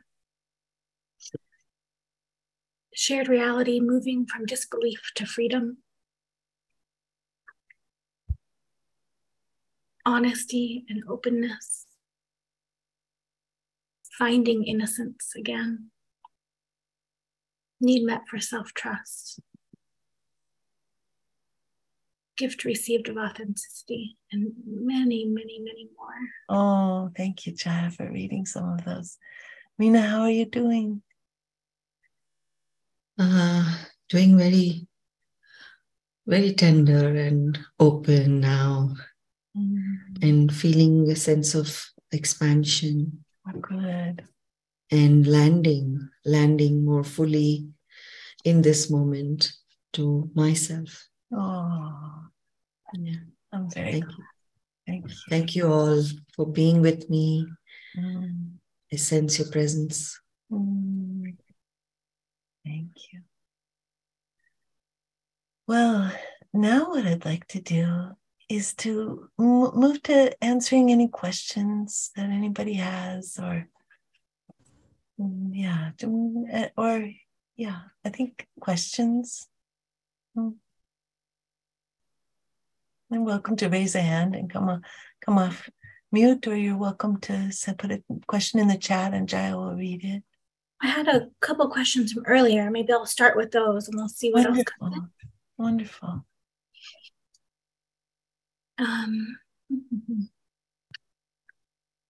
Does present time alarmed aloneness trigger all the moments of alarmed aloneness from the past?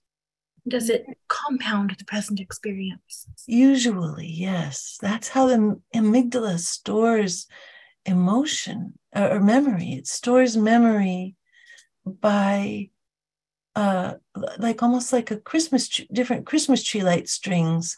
Like it has a Christmas tree light string for alarmed aloneness, and all of those memories, instead of being stored chronologically, they're stored on the Christmas tree light string of the emotion or anger. This is why when you get mad at your partner, all of a sudden you remember every moment of their inability to be present because your amygdala has all of them stored together. So all of the unresolved the amygdala stores experience by unresolved emotion. So yes, we're compounded. Our past experiences of alarmed aloneness compound the present time experience.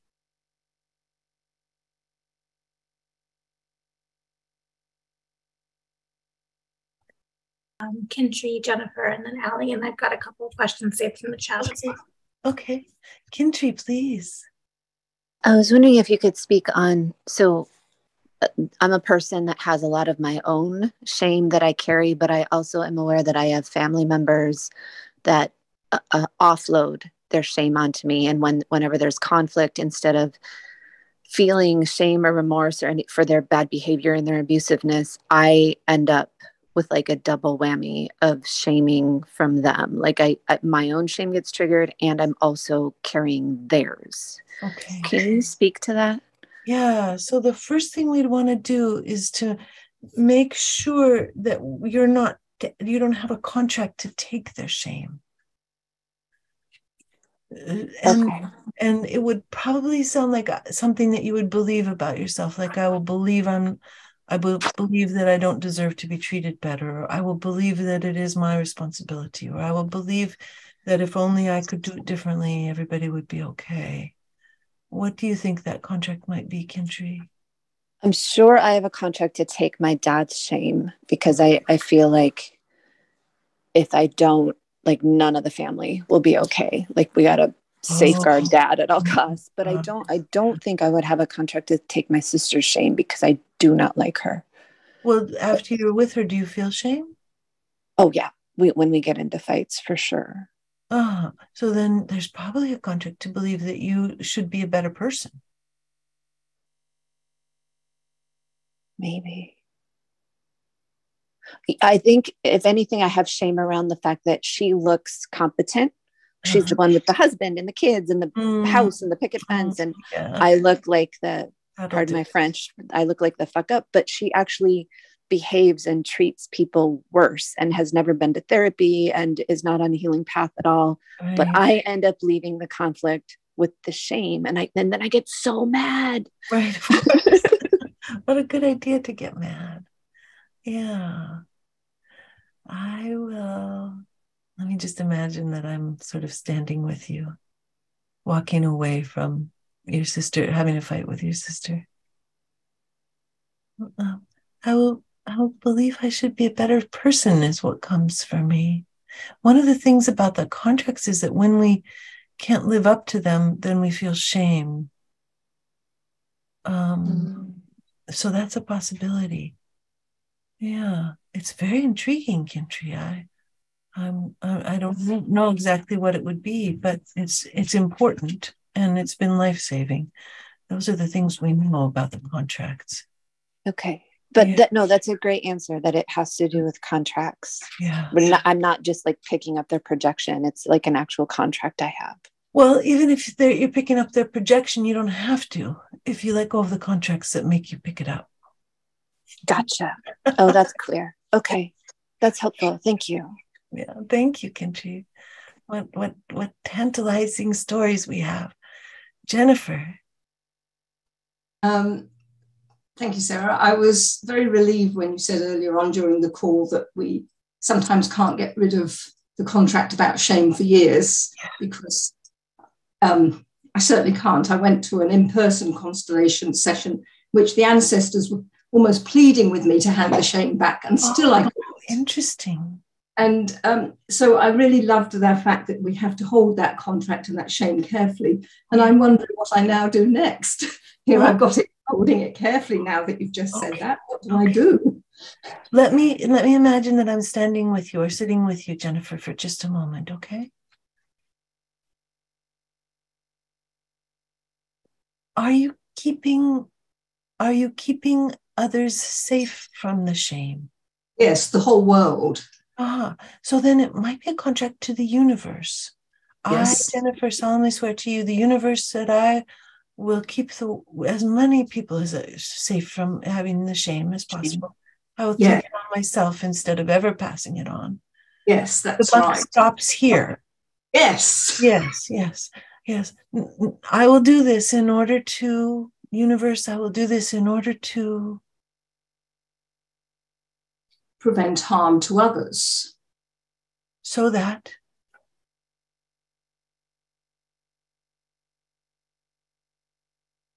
it could be that prevent harm to others is the end, but it might be so that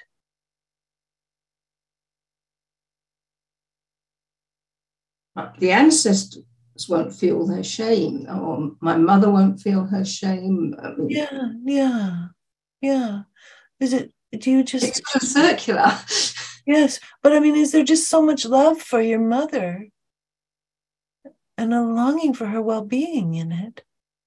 No, it's a longing for my well-being. Oh, so somehow I will keep all the shame and keep the people safe from the shame, including my mother, so that I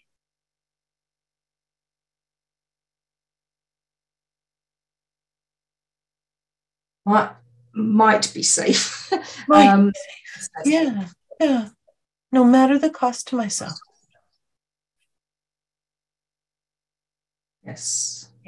Okay, now, now you get to be the universe. Yeah. Gosh, I want to release her from that vow. Just say, Jennifer, I release you from this vow. I release you, Jennifer, from that vow. I revoke this contract. I revoke this contract. And I give you my blessing to... And I give you my blessing to enjoy the rest of your life. Oh, what a nice thing. Now, what's it like for Jennifer's body? Sort of unbelievable, but it's believable. Okay. I think this is a good step for tonight. Yes. There could be another contract you have to yourself that now will be releasable. Right. That's what I wondered. It was sort of like we keep loosening the jar lid a bit, and yeah. So I need to look at what contract is keeping myself solving the universe's problem, or? No, we've already released the universe. Yeah. Now it would be more personal. Like, I will keep the shame so that my mom is not a crazy person. Yeah. No matter the cost to myself. Yes. Yeah. Yes, and then once we get to the personal level, we can go, Sarah, your mommy died 10 years ago, You don't have to be keeping the world safe from her craziness anymore. Oh God, yes, Sarah, that's right. Yeah. Yes. Yeah. Yep. Yeah. Beautiful work, Jennifer. Thank you so much. Thank you. Okay, and Allie, can we hear from you now? And then we'll go to Colleen. And I have lots from the chat as well. Okay, we'll come there. What well, tonight's kind of been eye opener for me. Like my sister introduced me to you and said I've got to watch this tonight. Or that it'd be good, to open it for me to watch. But I have had a lot of trauma and shame in my life, what I have taken on is like I was shamed by the adults, by everybody around me, teachers and children. I was very overweight as a child and was ridiculed a lot, and I somehow ended up being the scapegoat. And I have all my life asked myself, what is wrong with me? That everything's my fault and I'm to blame. So I will believe that there's something wrong with me and that everything's all my fault and that I'm to blame. I will believe this in order to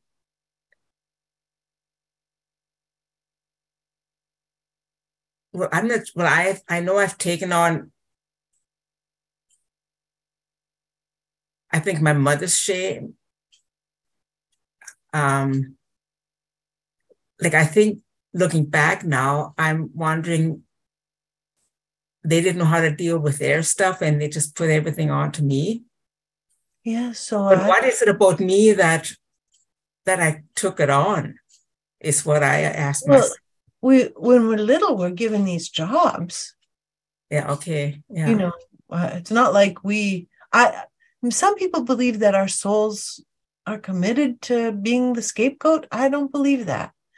I believe that there's a tragic systemic flaw where there's no resonance in the system and somebody gets the brunt of it. And then that person, in receiving the brunt of it,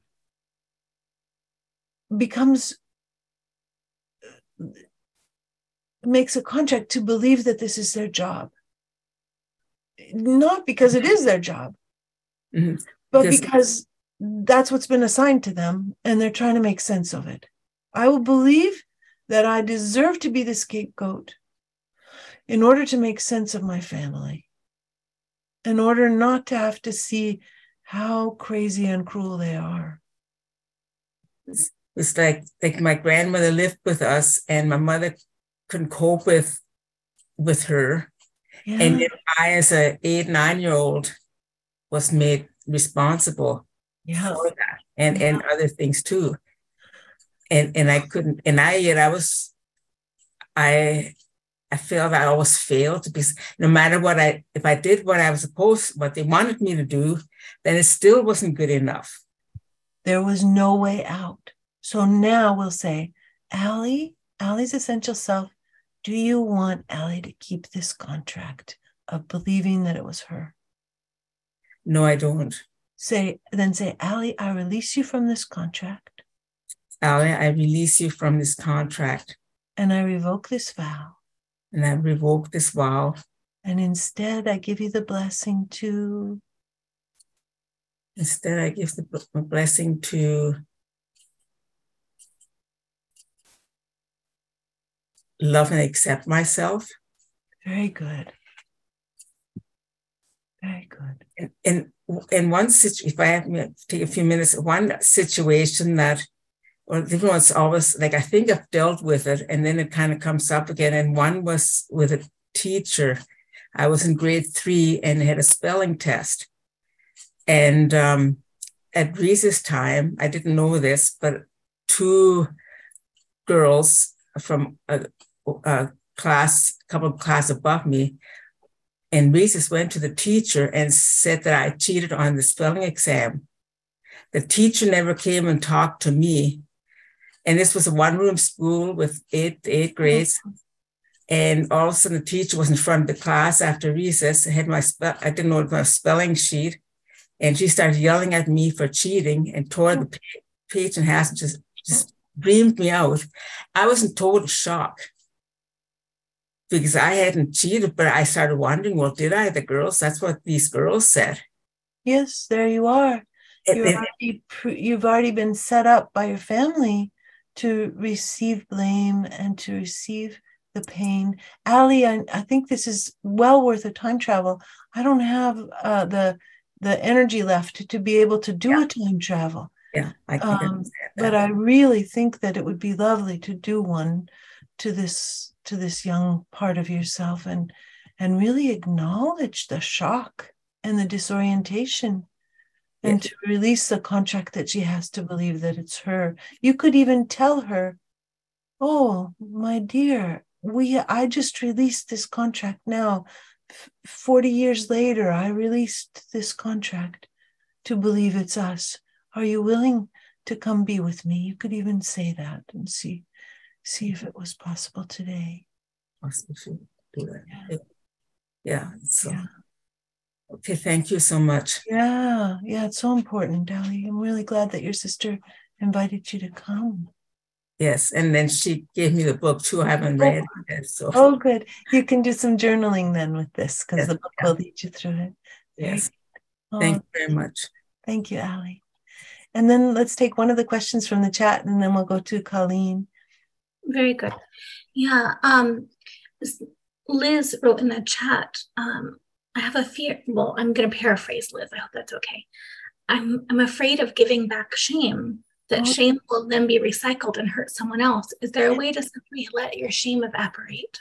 Absolutely. Yes, absolutely. You could let it evaporate. I often like to give it to the earth, because I have this feeling like the earth does not, it's a whole different entity. It's not a human or a mammal, or even, doesn't have any circulatory system. Well, that's not true, but it's not, it's different than humans and different than human emotions. And when we give the earth that energy, it's just energy. It just becomes energy. It's not emotion anymore. So that's one of my own favorite places to give it. But yes, evaporating, giving it to the sky, giving it to the earth. Yeah, that's wonderful. They're all wonderful. Whatever feels good to us is important. People are writing in the chat that earth can compost shame like no other celestial body does. Very nice. And then the earth and the trees too can digest it. So there's lots of celebration. Yeah. Thank you. We'll go to Colleen now, and then we'll go back to the chat. Then we'll go to Rosa. Colleen. Hi, Sarah. So I have complex PTSD, and I'm working right now with this piece with my mom where she unconsciously, but not spoken, silently blamed me for the trauma that was happening from basically my dad doing the things he did.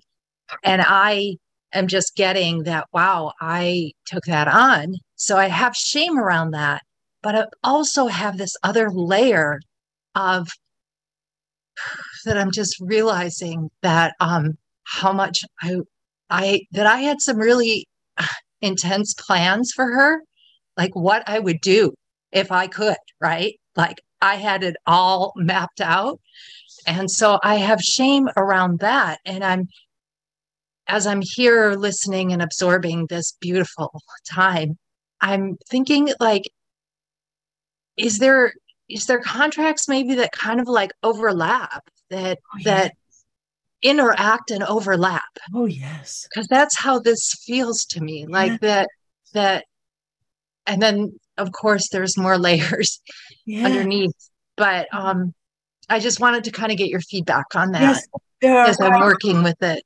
And there can be contracts that are completely contradictory, and it makes people crazy.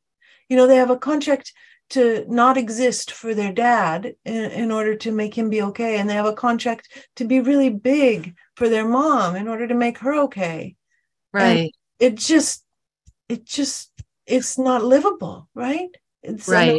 One contract by itself is not livable. Multiple contracts that are making you do the exact opposite things are not livable. Right. It's very hard.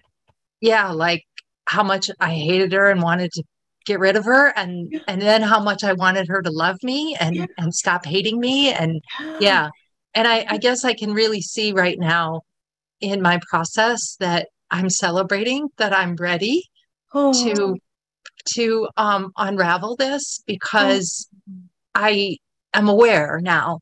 And I know now that I kept this very like tucked away because it was like you just described it, too crazy making to consider all the different contradictions of it.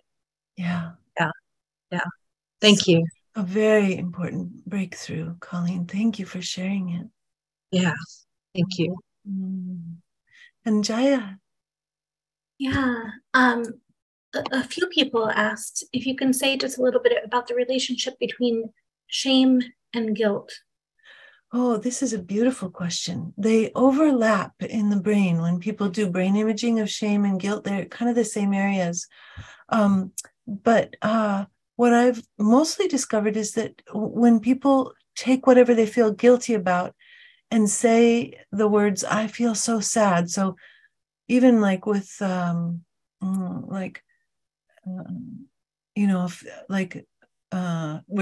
texting a friend and they get in a car wreck, not in a car wreck that kills them, but a car wreck that crumples their fender and gives them whiplash. And then we're like, oh, I feel so guilty that I hurt my friend.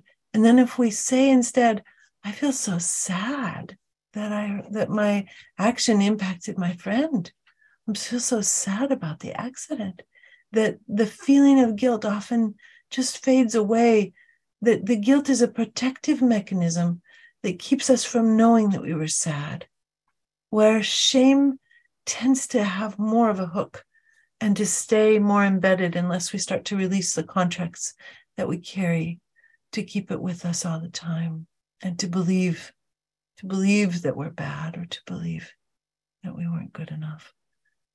I think that's a good start for shame and guilt. Thank you, Jaya. And Rosa. Hello, Rosa.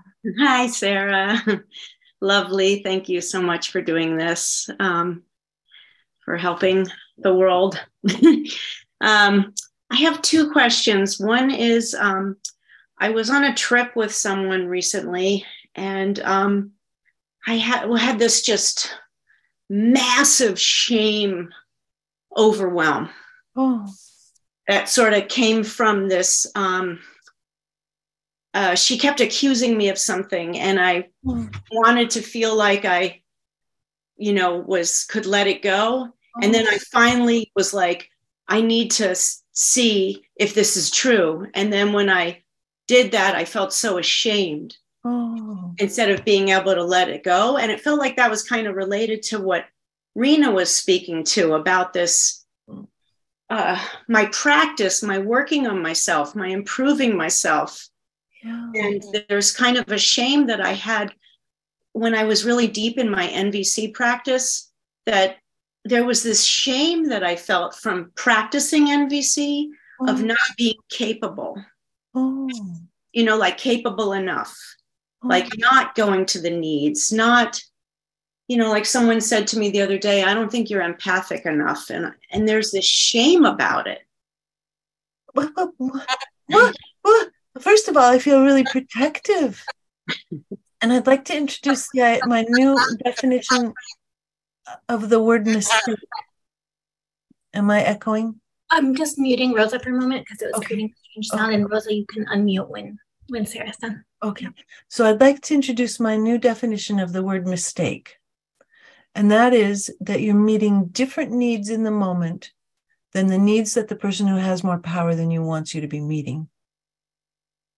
So the person who says to any of us, you're not empathic enough, is basically saying, I want you to be focused on me right now instead of on whatever you're thinking about. Or I want you to be focused on this other thing that I want you to be focused on rather than focusing on what you're focusing on. It's complete and total bullshit, to do a global, you're not empathic enough. I mean, this is, Rosa, what's happening for you? I'm loving your face gestures. My therapist said that she was starting to take a mother role, like a parental role, and then that triggers all my mother stuff. Of course. Yeah.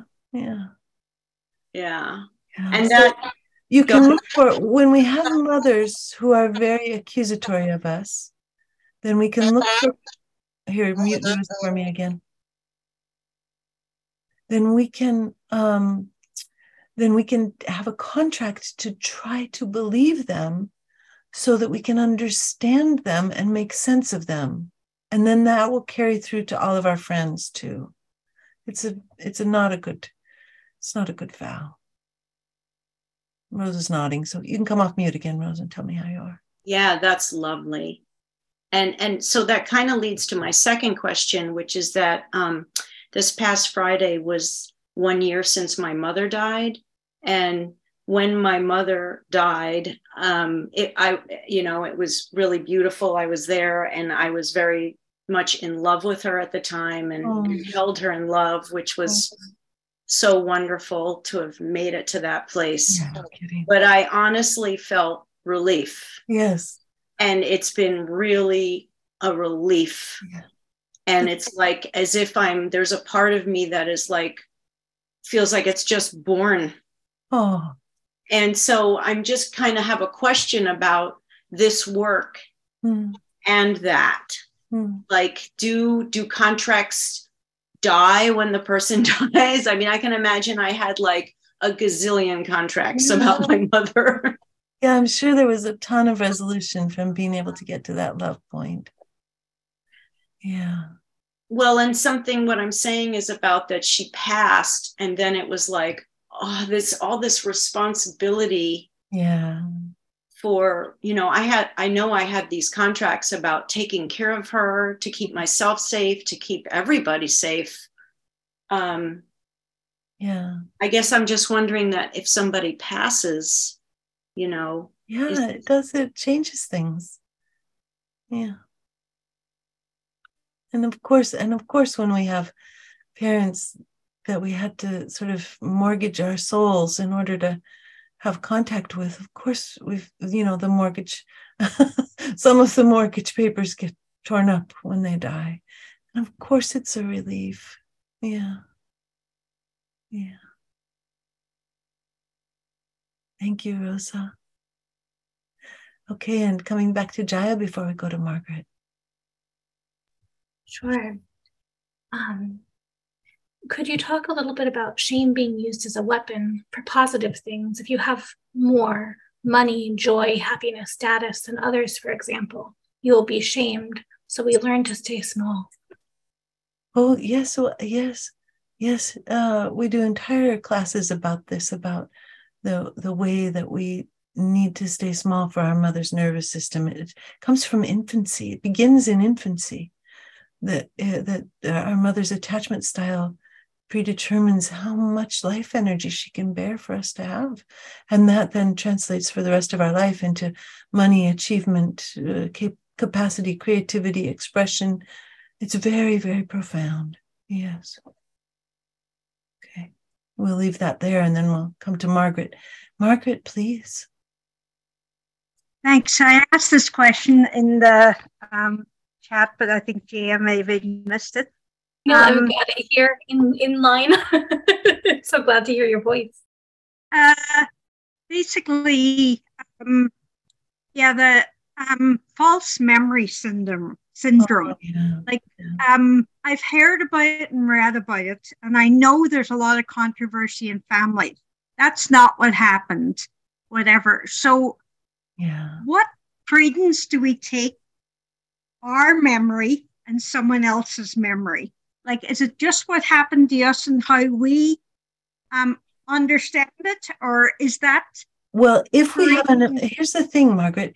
If we have a memory, whether it's implanted or real, and it's a traumatic memory, we need to time travel to it and resolve it. So, like, for example, if we have a memory of satanic abuse in preschool, which was the biggest place where they feel that the false memory syndrome came about because of the way that people were asking questions and structuring patients' responses, then if somebody implanted that memory, we still need to do time travel to it. It doesn't matter. It does not matter what actually happened. Once we do our time travel and our work with the memories that we have, and we restructure our brain, and then, we integrate everything that seems true and real and important. And what's the truest and realest and most important thing is the self-connection and self-compassion. I know that's a weird answer, but what happens for you, Margaret? There's emotion at the moment. A lot of emotion came up? Sadness? Yeah.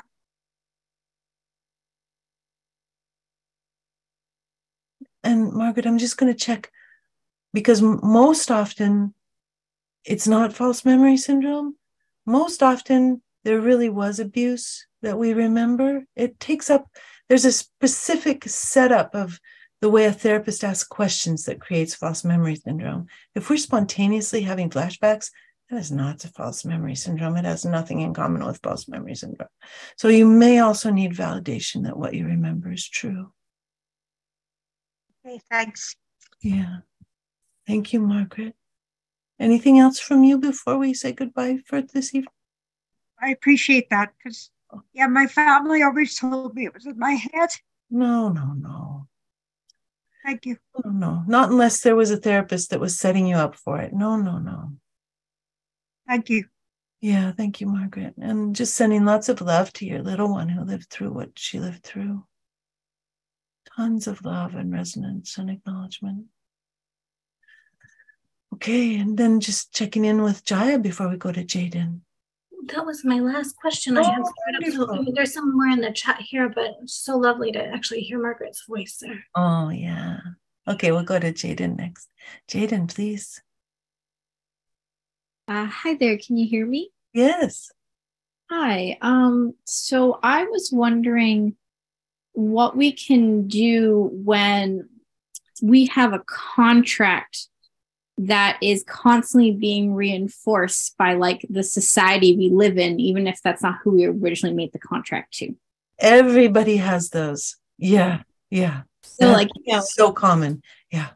Yeah, exactly. Like struggling with contracts that have to do with like internalized racism, internalized transphobia, those types of. Yeah, absolutely. But we can get a lot of relief from releasing them. We can, if we start to say, like, I, Sarah, solemnly swear to my essential self that I will believe that my own personal gender identity is wrong, that I'm not feminine enough, that I don't shave my legs or whatever it is that's my marker. I will believe this and then I go, what's my in order to? I will believe this in order to have a hope of being loved, in order to belong, in order to understand the world that I live in and find my place in it. And then we release those, and it's quite freeing and very sweet. Yeah. So part of my question was like, do we just keep releasing it if it like comes back, or if we feel like we're going to make it again? If it keeps coming back, it's likely that that it's a contract not just to ourselves and society. It's likely that it involves a parent. So, for example, my mother did not like my body at all. So, I could release my relationship with my body and society all I wanted, but it would keep coming back until I released the contract I had to see myself through my mother's eyes. So there are some complexities that we get to disentangle as we go deeper into the work, if that makes any sense. It does. Thank you so much for answering that. Oh, good. I'm so glad. It's very lovely to see and hear you. Thank you for speaking. Yeah. Jaya, is there something from the chat before we go to Carrie? Someone's wondering if you can talk a little bit about can EMDR do what resonance and time travel does? Oh, yes. EMDR is lovely. And if you add resonance and time travel to it, it's spectacular. So EMDR is very, very good and a very sweet place to have resonant experiences as well. Yeah. And Carrie. Hi, Sarah. Can you hear me? Yes, I can. I'm a little starstruck, but so I'm wondering about having compassion for myself or ourselves when like maybe we've changed a contract, but we're still in a relationship with that person, like my mom. She'll say something very shaming and I'll have the full series of like huge like neurochemical, biological and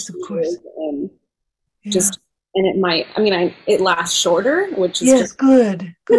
Yes. And what we need in those moments is self-accompaniment. We need to put our arms around ourselves and say, oh, Sarah, of course you're having a shame crash from what your mom said. Of course you are. Anybody would. It's just like, we need our moms. We need the person who gave birth to us or raised us to really like us. We need that. Of course, we're having shame spirals. What happens when you hear this, Carrie? Sorry, I'm just taking it in. Oh, but then to say I'm not, or what is it? I'm not evolved enough to not have such a big reaction. I'm sorry, I'm jumbling my words, but like I've done so much work.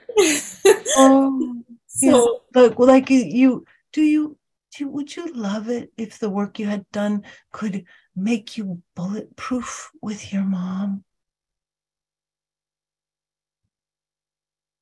Yeah, because it still can be so painful. I go right back, I can the body experience right back to like being shattered apart. Yeah, no kidding. Do you need magical invulnerability? Do you need to be able to turn her words into birds that fly away before they ever reach you to peck you and draw blood? I do, but I'm mad at myself that I can't. Oh, well, yes, and you get to go, of course you're mad at yourself that you can't. Oh, yes. Of course you would like to have more self-protection and self-preservation, more capacity. Of course you're pissed off that all those years that you've spent trying to become magically invulnerable have not managed to detox the mom figure. What happens for you, Carrie? Yeah, I think I'm just, I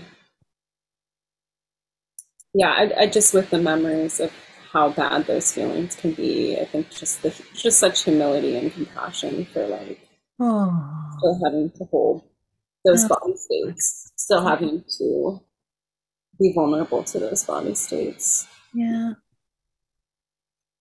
Yeah. Our mothers were our first loves.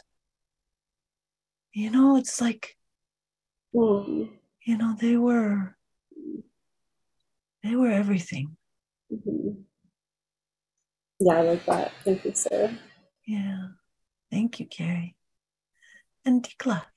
Hello, Dikla.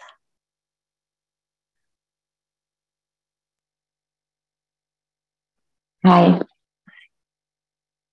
Okay, so I'm not sure this question is not too much because this is my theme usually, but I found the contract. I feel it was like in infancy. Oh yes. I was very, very small. Yes. I feel it's about needs and even being I think maybe disgusted by them. Yes. Maybe. Yes. Makes total sense. Yes, and I don't know what to do. I suddenly find myself like helpless because it's like a small child. Just start with the contract work. Say I will be disgusted by my needs in order to, and then just see what comes. I'm not going to do any work with you tonight, Dikla, because I'm starting to get. I know it's okay. But yeah. I know. Yeah. So start there and see if anything comes, and that's the path to follow. To embrace what we do that we truly feel. Like if we really feel disgust is really important. It's more than being by my needs, by myself in a way. Yes, I will be disgusted by myself. Yes. Okay. Yeah. Start there and see what the in order to is. Yeah. Okay. Yeah. Thank you, Dikla. Thank you. And I'll look forward to future opportunities to dig into this tantalizing experience. Yes, we have. Yes. Very good. And James, hello. Hi, Sarah. Can you hear me? Yes, I can. Thank you. Thank you so much. Yeah. My question is, I think I've been attached to my mom from a very young age, and I cannot tell any bad news, let's say, anything bad that happens to me. So I've been overachieving to to make her happy and to feel accepted. So even when I'm going through challenges of life, I feel lonely because I cannot tell her what I'm going through. Oh. Because she gets anxious, yes. And it'll make me more anxious. And also, yes. when she gets disappointed, it also hurts me. Yeah. So I only tell her good news about myself, and that's how I feel happy and about myself. And do you want that to be different, James? Okay, I like it when I make her happy, but the thing is that I feel it's too much pressure because I feel lonely because the challenges of life, there's no one to go to. I mean, I would like to go to my mom, but I have to go to a therapist or someone else. But I cannot go to my mom when life gets hard. This is such a good question and so difficult, so complicated, because it may be true. I mean, we know our mothers better than we know anyone else. It may be true that they cannot bear any bad news. It may be true that they'll never be able to bear any bad news. So I guess the thing to do is to release the contract that says you're not going to tell her anything, and then see if her grown-up self has more capacity than her younger self did when you made the contract. But you may never be able to share the bad news with your mother because she may not be able to endure it. And what happens for you, James? There's another contract I want to name, possibility, where it's that we'll wait forever for our mother to be healthy enough and whole enough for us to be able to be with her. And that keeps us from being able to let other people in. And just tell me how you're doing, James.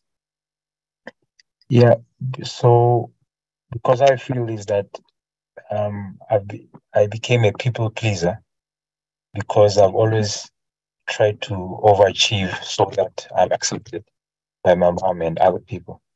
So I don't have anyone to talk to when I'm going through hard times, maybe unless a therapist. But then otherwise, I don't like also the pity from people. Right. Or even the sympathy, from my mom or from other people. It sounds like there's a lot of interlocking contracts, James. So, I'm getting tired, so I won't dive into them with you, but we would love to have you back again to continue to explore. Thank you. Yeah, thank you.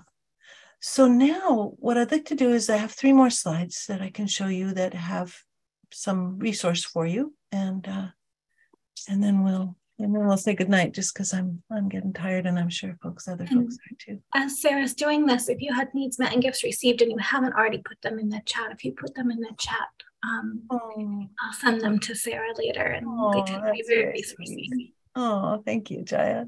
So we have one slide here that's a remedy for shame. So just so that you know that there's lots of different kinds of shame, and there's lots of different things we can do with them. And you can read about these things in the books, and you can watch YouTube videos, and you can come to free things, and you can get the free downloads of the guided meditations too, if there's any problem with funds. So there's ways to move forward. And that's going to be in the slides that will be shared along with the video when Jaya posts it.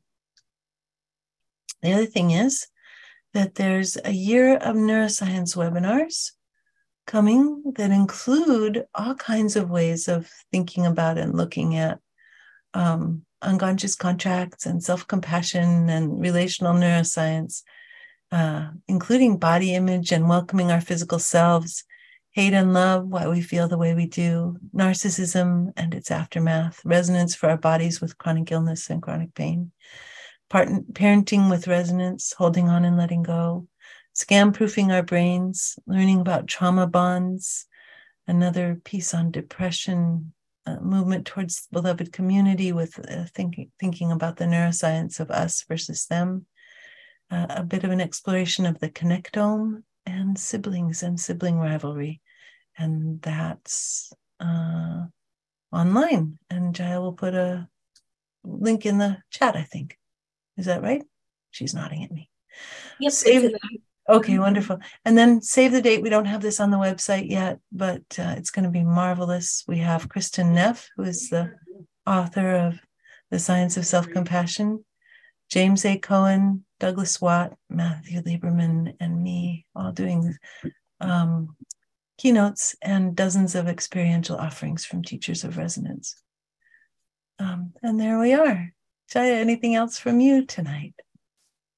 And yes, the webinars count towards CEUs. Yes, we have a new system. Yeah. And if there's been lots of questions about replay, the replay will be available later. We'll send that out to you as long as you signed up. And we hope to see you in classes going forward. And back here again next year, all kinds of things. Yeah. Oh, so love to everybody. If you want to come off mute and say goodbye, we'd love to hear your voices. Goodbye. Bye. Goodbye. Thank you so much. Bye. Next time. Have a good night. Blessings. Bye, Sarah. Thank you, Sarah. Jaya. Bye. Thank you, Sarah.